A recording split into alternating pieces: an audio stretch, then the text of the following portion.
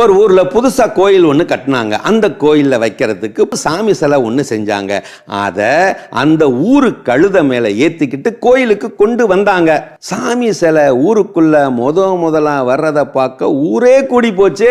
எல்லாரும் ஓடி வந்து தெண்டனிட்டு வணங்கி மாலை மரியாதை செஞ்சாங்க. கற்பூரம் கொளுத்தி காட்டுனாங்க. தன்னை சுத்தி நடக்கிற இதையெல்லாம் பார்த்த கழுதைக்கு செம நினப்பாயிடுச்சு.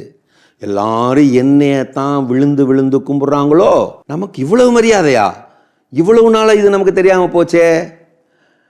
அறிவு கெட்ட கழுதியா இத்தனை நாள் நம்ம இருந்துட்டோமே நினைச்சுக்கிட்டே தன்னுடைய ஆணவத்தை கொஞ்சம் கூட்டிக்கிடுச்சு.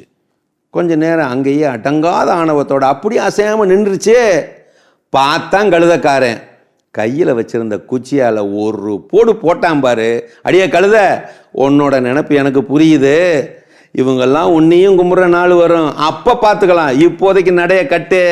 இதுதான் நினப்பு பொழப்ப கெடுத்த கதையாம்.